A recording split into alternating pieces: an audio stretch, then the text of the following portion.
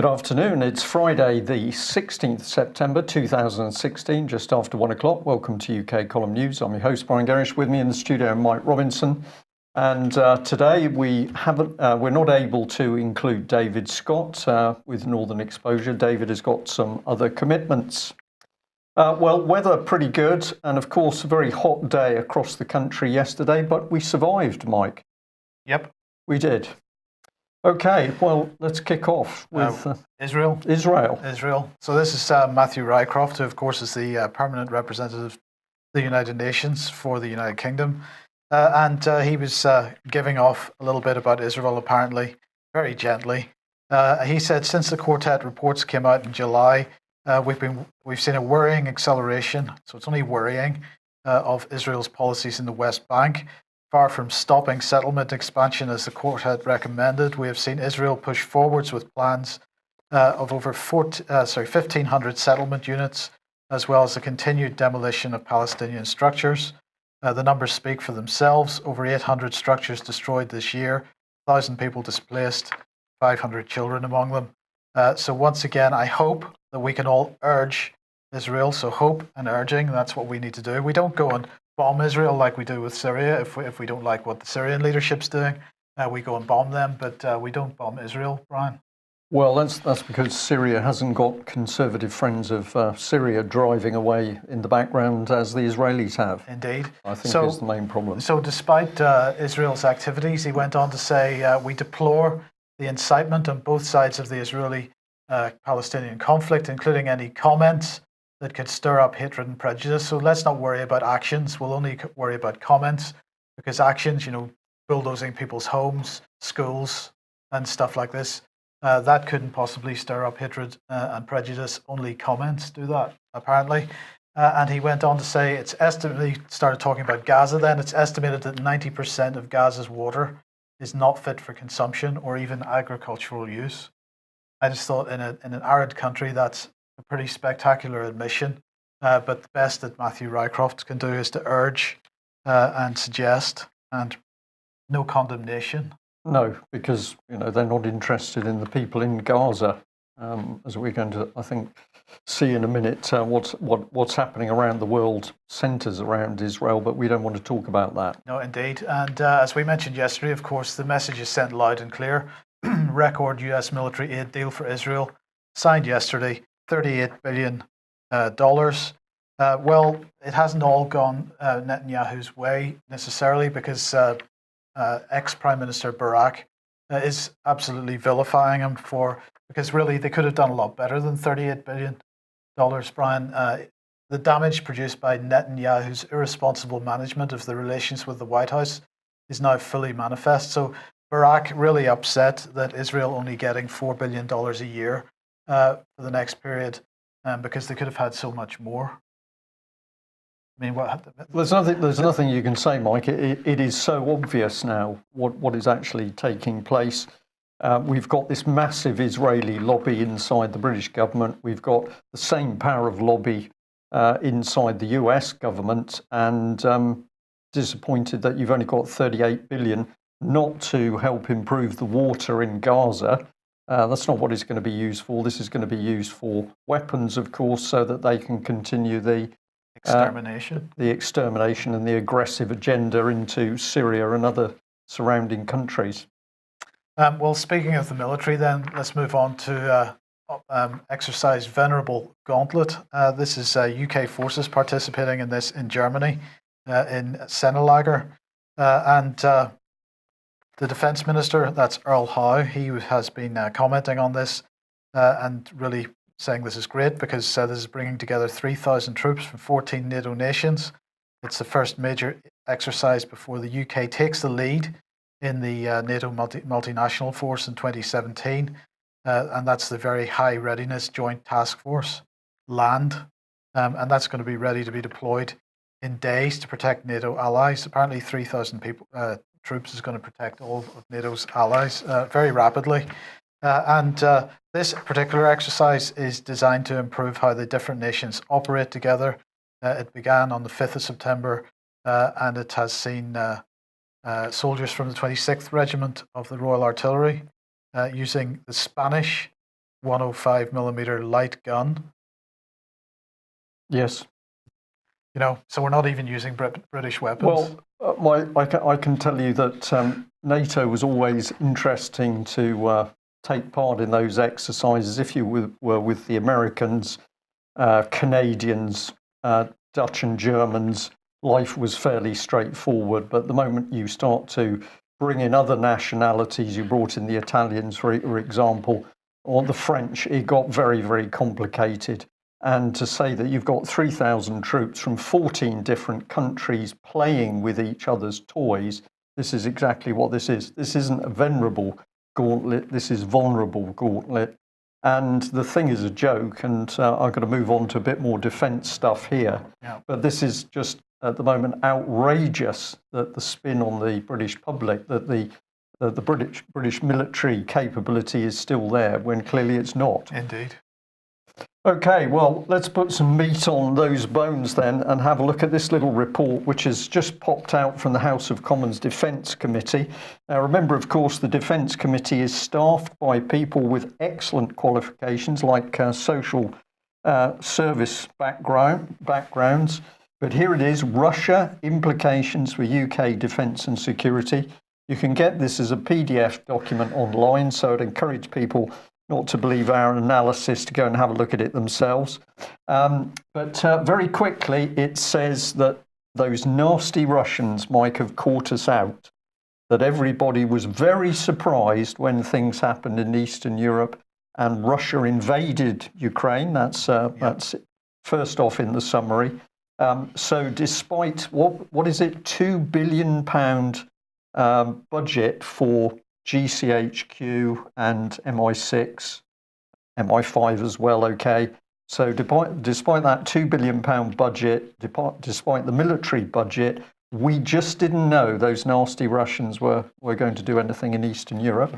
And just to make sure that they are nasty, down here it says that, well, the Russians have been doing outrageously aggressive things like flying their planes close to UK, and bringing warships close to UK, and this is really dangerous, nasty stuff. The fact that this has been going on by all nations for the last 50 years is not mentioned in the report. This is all spin, that something astonishing has taken place with the Russians.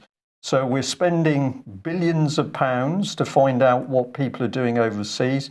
For GCHQ, totally unaware of what's going on in Russia, we were caught out. We were caught with our trousers down. So here we are, conclusions and recommendations, and this one is pretty interesting. Here's the spin. Whilst Russia cites self-defense against NATO expansion as reason for its increased military spending, its rapid militarization can alternatively be viewed as mobilization against not only external threats, but also internal dissent. This is brilliantly crafted language, Mike, because, of course, if you analyse what has taken place, it is indeed aggression by NATO, which Russia has responded to. But we're going to ignore that.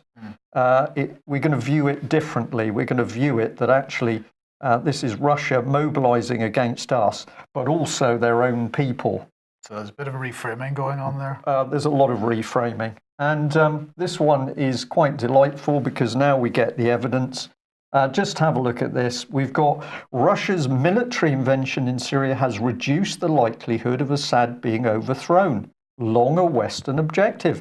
But I thought Mr. Cameron was in Parliament saying that regime change was absolutely not what he was about in Syria. It was protecting the Syrian people. I think we can just assume he was lying. Well, either he was lying, or maybe he was misinformed, or the Defence Committee is misinformed or lying, or perhaps they're telling the truth. But it's well worth reading this document, and as you'll see, it becomes more and more outrageous. Here's a little bit more. It says, during the course of our inquiry, we received written evidence from 18 individuals and organisations, and they held 4 oral sessions.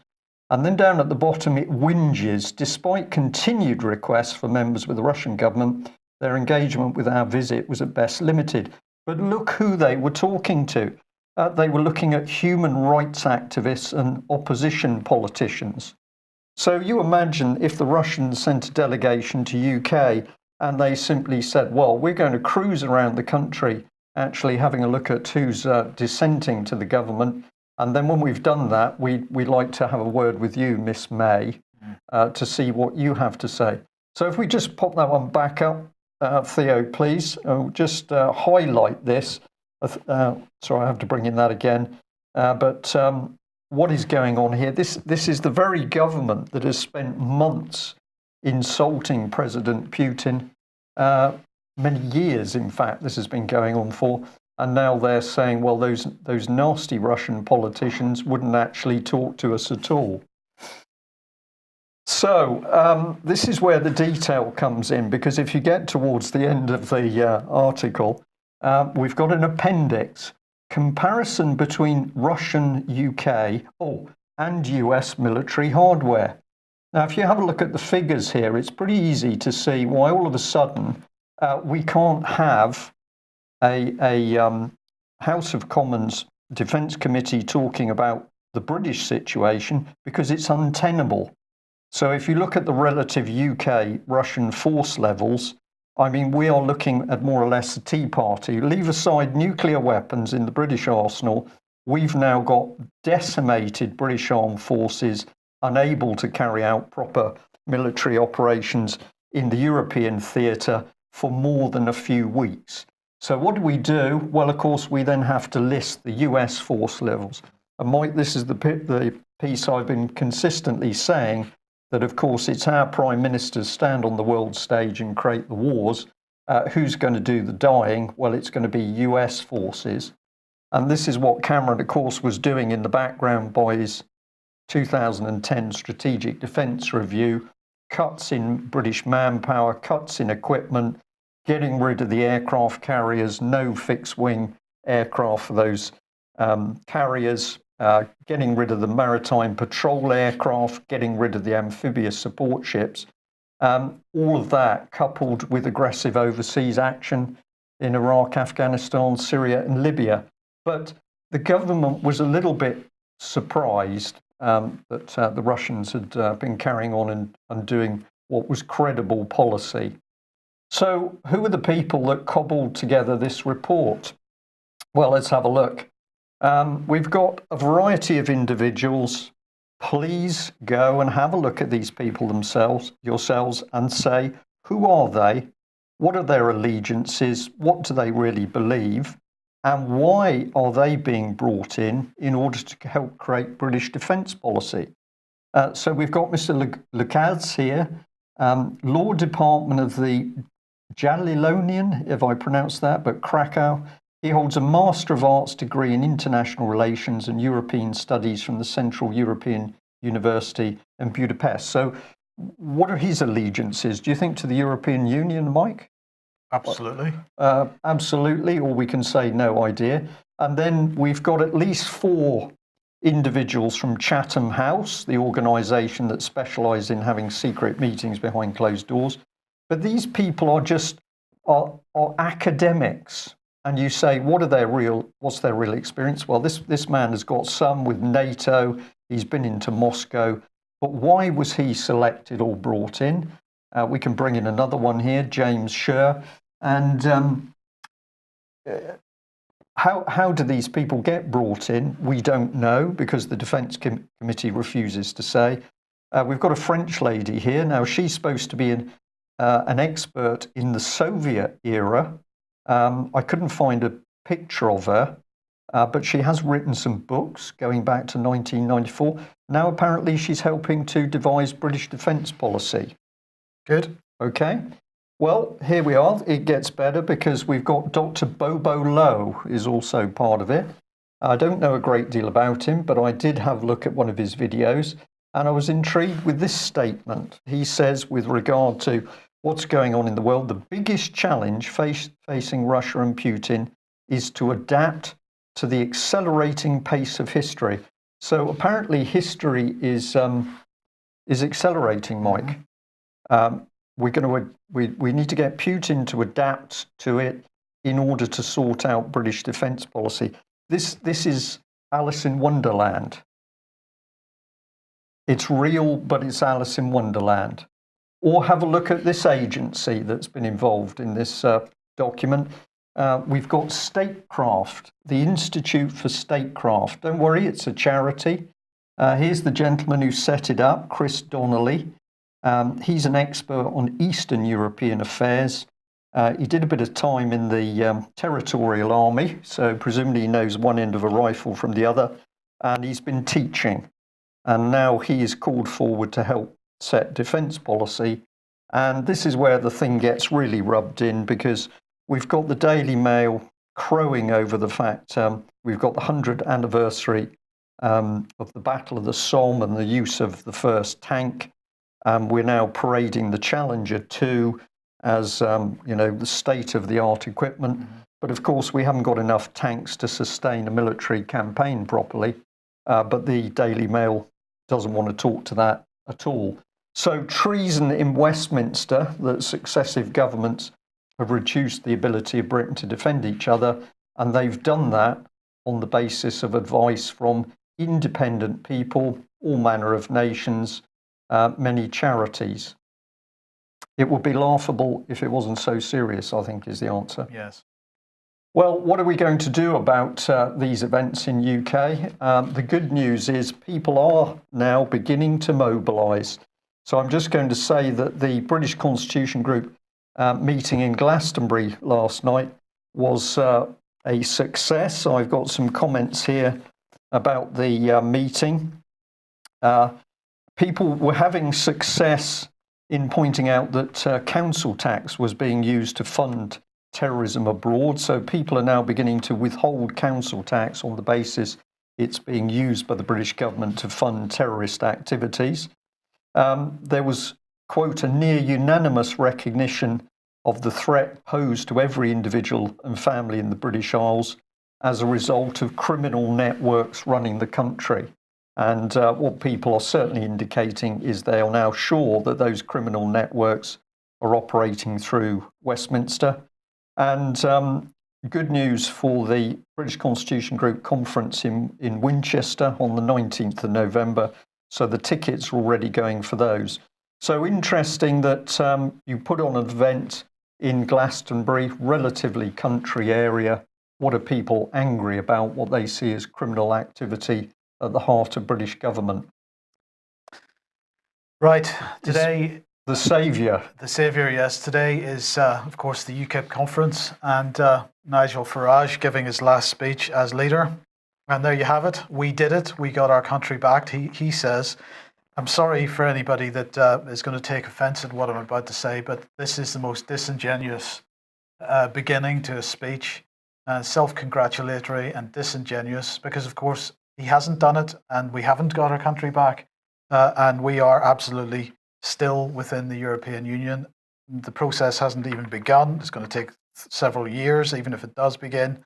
And what Nigel Farage has never done, of course, is to highlight the other constitutional changes that are a much bigger threat to the United Kingdom than the EU is. For example, the devolution agenda, the constitutional reform agenda, the fact that the union is absolutely being stripped apart, TTIP and other trade deals, the financial system, he absolutely refuses to criticise. He doesn't call for Glass-Steagall. He won't discuss Bradbury Pound. And of course, EU military integration, he has given some lip service to and has mentioned it from time to time, but not in any serious way, Brian. So this was difficult to watch for me, because I think I could tell that by your face, actually, yes, Mike, while you were watching it. But this man is outrageous at this critical time, isn't there? There's over 4 million UKIP voters out there who are sitting, waiting for leadership to take on the government over Brexit. And what did this man do? First of all, said, I've got to run away because I've been threatened. And then he turns up under the spotlight in the States. Really useful piece of leadership. But giving the message that we've succeeded, there's no more work to be done. That is a dangerous message, in my opinion. But in the meantime, as I say, other agendas continue. And Alan Duncan was giving a speech yesterday to the Brookings Institute, highlighting exactly where Britain is in the world. And he said the referendum result 12 weeks ago came as a shock to many. It was not the result we had either wanted or predicted in government, but I want to assure you that it is not going to be the disaster for the UK or the rest of the world that some doomsayers are suggesting. Let's not underestimate the changes that have already taken place from a standing start on the morning of the 24th of June after the vote the day before when David Cameron announced his resignation. We've seen a significant overhaul of the machinery of government, the choice of a new Prime Minister, a major reshuffle of senior ministerial positions, the creation of 2 new government departments and changes to some others. All these changes were put smoothly into operation by our excellent non-political civil service without any disruption to the running of the country. Over the next 2 to 3 years, we will negotiate the manner of our departure from the EU and start to construct a new relationship with European neighbours. Now, this will represent a fundamental change in our legal relationship with the EU, but not our outward-looking view of the world. And when the British people voted to leave the EU, they did not opt to withdraw from the United Nations Security Council or NATO. They did not pull the plug on our membership of G20 or G7 or the Commonwealth, and that's the key point, I think, here. And he goes on to talk about the proud history as a trading nation, and that Prime Minister has set out her ambitious agenda to see the UK become the global leader in free trade when she attended the G20 summit last week. So, this is one of the key subjects, this global leadership in free trade, because of course what Theresa May is talking about is TTIP, the policies behind TTIP being rolled out on a global basis and Britain leading the way on that. Extremely dangerous. And yes. So I've got a point, carry on. Sorry. And just to reinforce that, the Express article today, open for business, UK ready to form trade deals outside the EU before triggering Article 50. Now, of course, the EU is saying that would be an illegal act if we did that, because we're bound by the treaties that we are still involved in, because of course we have not left the EU. And as Theresa May has said many, many times, we will stand by our obligations for as long as we are members of the EU. So nothing has changed, and we have not succeeded in getting our country back from the EU or from any other corporate interest for that matter. Absolutely true. I'm watching some of the comments coming in via our chat box, and people are saying, well, if it wasn't for Nigel Farage, we wouldn't have achieved what we've achieved. But of course, we've got a really dangerous situation now because many people think Brexit has been achieved. So they're already putting their feet up, having a cup of tea, when the reality is, of course, that utter deceit by the British government means that there's no movement forward to take us out of the European Union. So what are the 4 million UKIP voters being asked to do? Are they starting to bombard the government? Are they campaigning at local Conservative headquarters? Where is that campaign to expose the deceit over Brexit? Well, of course, there isn't a campaign because Nigel Farage is not leading a campaign. So I see this as one of the most dangerous points that we're in. We've got people talking Brexit, but as you're saying, Mike, there isn't Brexit, and Theresa May is showing that she's got no intention of pushing Brexit forward. Absolutely, and of course, devolution, the cities agenda, this is a key aspect of the other policies that are continuing to go ahead despite the diversion of Brexit. So this was an interesting little article in Reuters. Sadiq Khan backs Clinton for US president. They're saying London's first Muslim mayor, Sadiq Khan, voiced support for Democratic president nominee Hillary Clinton on Thursday, warning that anti-Muslim views like those espoused by Donald Trump, quotes, play into the hands of Islamic State. Now, this is less interesting than the fact that he was, in fact, in the United States, and he's doing a tour of the United States. He was speaking at the council, the Chicago Council of Global Affairs yesterday, this, I'll just describe how they describe him. They say that in May, Khan won London's mayoral election and made history by becoming the first mayor of Muslim faith of a major Western capital. His victory was in the face of what had been, by most accounts, an acrimonious election characterized by divisive rhetoric over his background. Now that he is arguably the most powerful Muslim politician in the Western world, Khan is setting out his position on one of the biggest challenges cities around the world face, the breakdown of social integration. And so it goes on. And really, what we're seeing here is this, again, I have to reiterate this once again, this idea of localism. It's not localism because these metro mayors, these city-states, and the thinking that's driving the creation of these is talking about global governance, global government, a global parliament of mayors, of the global council, the Chicago Council for Global Affairs.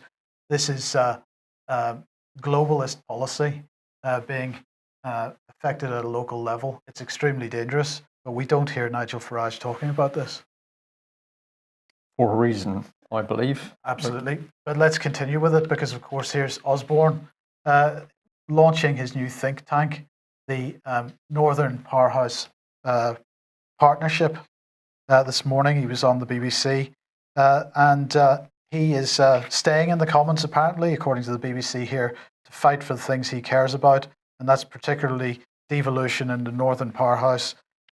He says that he doesn't want to write his memoirs just yet because he doesn't know how the story ends. So in other words, he's hinting he's going to be around for quite a long time. He's saying that Theresa May had a bit of a wobble over the Northern Powerhouse project, but he's launched his new think tank to press ahead with it. He said that if we're going to end the North-South divide, we do need a partnership with national government. At the same time, we have to understand that we can't just rely on Whitehall 200 miles away to make the decisions for us. Yeah. So, but this man's not interested in the North-South divide, right? He's interested in building a global power structure, which absolutely. is what those city-states are about, and the powerhouse regions. And sorry, can I just add, he's going to create another think tank. This is exactly the same lobbying vehicle that's being used to drive in this fictitious defence policy. So you just create another one. Where's the money going to come from? George Soros, Open Society, or the major banks? Just before we leave this, if we put that back on a sec, he's Botoxed. He's Botoxed up to the eyelids, in my opinion. there's no question about it. Or perhaps he's eased off the Diet Coke for a bit, and that's improved his skin complexion. tone. Yeah. Yes. Okay. Moving on then, Deutsche Bank. Deutsche Bank being slapped with a $14 billion fine by the Department of Justice in the United States. Their shares have fallen sharply today, allegedly because they are saying they will not pay that. They're saying that they do not expect to settle the claims for anything like $14 billion, and they have no intent, is the words that were used, anywhere near the numbers cited. The negotiations are only just beginning. The bank expects that they will lead to an outcome similar to those of peer banks that have settled at material lower amounts. Well, actually, Bank of America paid $17 billion for the same issue. Goldman's, only paid $5, but Bank of America paid significantly more. So it's not an unprecedented amount. And of course, this was for the mis-selling of mortgage securities. Banking scandals continue. It never seems to draw to a conclusion. Of course, Deutsche Bank's main problem at the moment is that they don't have $14 billion to pay anyone. So that would be the main reason why they can't accede to this offer from the Department of Justice. Yeah, but it's put across, isn't it, as if they pay, as if a person actually pays out. But of course, nobody is going to lose out of this. Who is a real human being? It's simply putting the pressure on the corporation itself. Yes. Well, who's causing the problem? This was an article from a couple of days ago, which I picked up on. It's the Mail, Is Your Boss a Psychopath? And a study carried out by, I think, the Americans and the Australians, if I remember correctly, has basically says that up to 1 in 5 chief executive officers have got high levels of psychopathic traits. And these are some of the things that they're talking about. Narcissism, tendencies of attention-seeking, charm, vanity, grandiose, yet low self-esteem and a willingness to manipulate others. We've got Machiavellianism, coldness, immoral thinking, long-term manipulation, blunt practicality, and hunger for money, success, or power. And psychopathy, antisocial behaviours, thrill-seeking, manipulation, etc.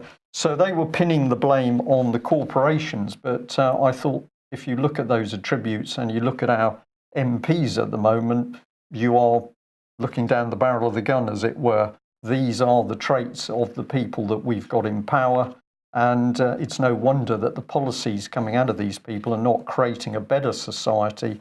They're creating more division and breakdown and chaos. Well, I'll explain why you need that chaos, but have a look at Common Purpose, of course. This is one of the key organisations that's been training our top civil servants. And look at the language. This has come out of Julia Middleton's book, Beyond Authority, which I've got in front of me. Harass and wear down the opponents of change. Now, remember, that's her change. So that they decide defending the status quo is not worth the hassle. It's easier to go with you.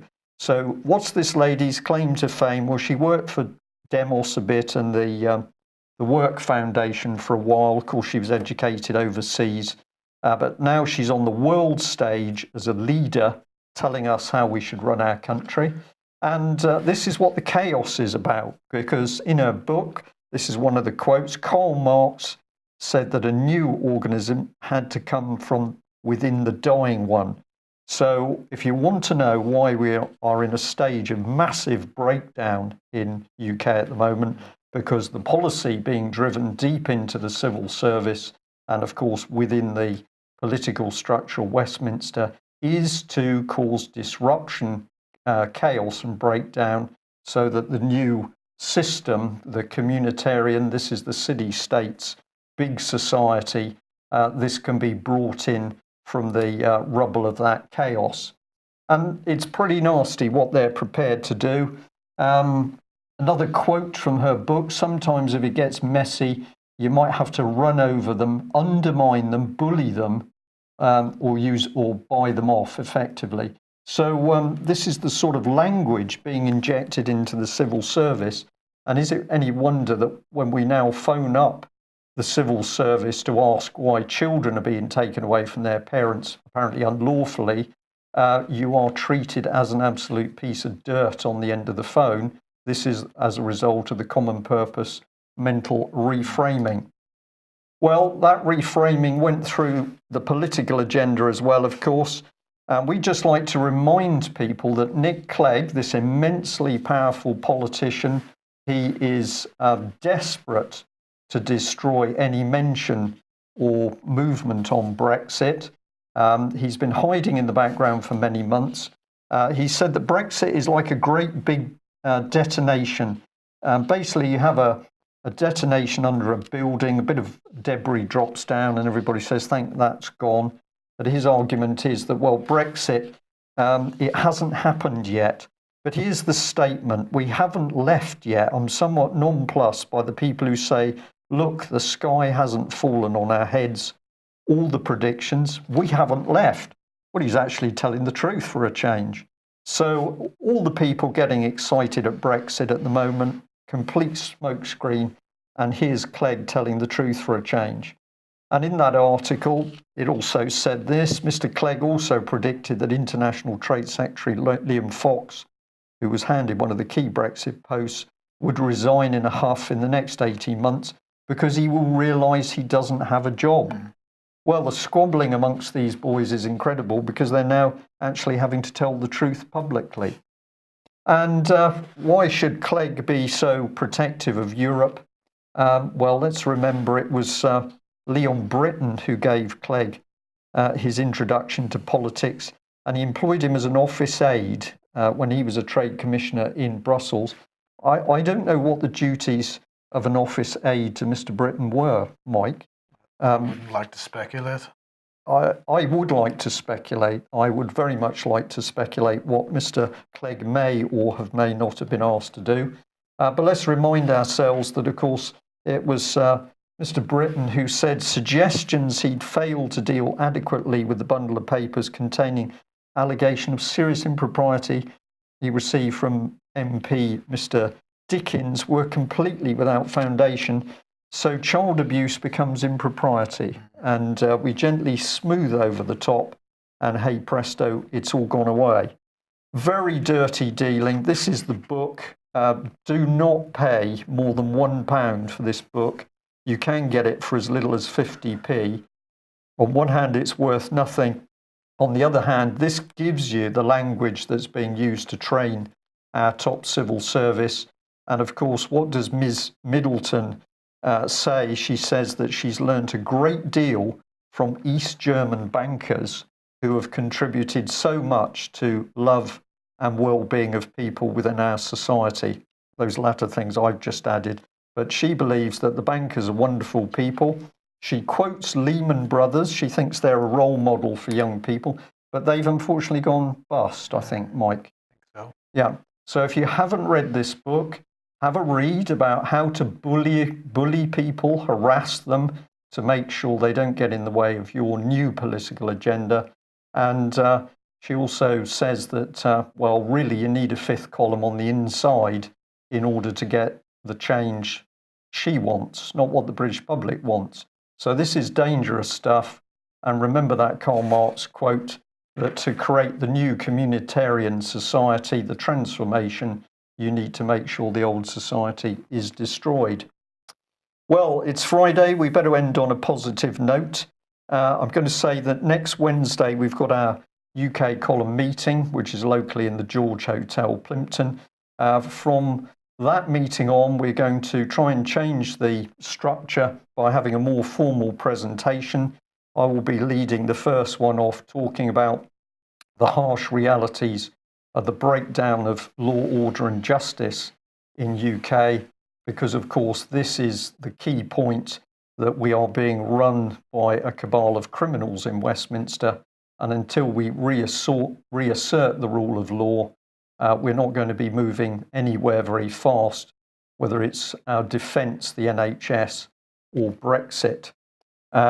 We will be asking for a £5 donation on the door. That is entirely up to you if you attend, whether or not you choose to do that. But overall, we are seeing more and more people realising that it's a breakdown of law and order, which is the key problem in UK. Indeed. And we're waiting for news of the trial of Melanie Shaw. We learnt a couple of days ago that there was to be a sentencing hearing for Melanie in Peterborough this morning. We still don't know what the actual charges against her were. We do know that Melanie has not been allowed into court. She's simply been allowed to use a video Skype link with the respective courts. She is still being represented by a legal firm that she does not want to represent her, but they have simply been imposed by the court. So if you want a measure of the scale of the breakdown of justice in UK, no better than to look at child abuse and Melanie Shaw, who's now into her 17th week in prison on remand, simply because she dared expose what was happening to little children in UK. And she is one of a number of witnesses who've mentioned the name of a certain high-profile British politician, and what's your reward? Banged up in prison. We'll leave it there. Can we do something? Yes, we can, but it requires a great many people to take action, reasonable and appropriate. Thanks for joining us. We'll be back at the same time on Monday. Bye-bye.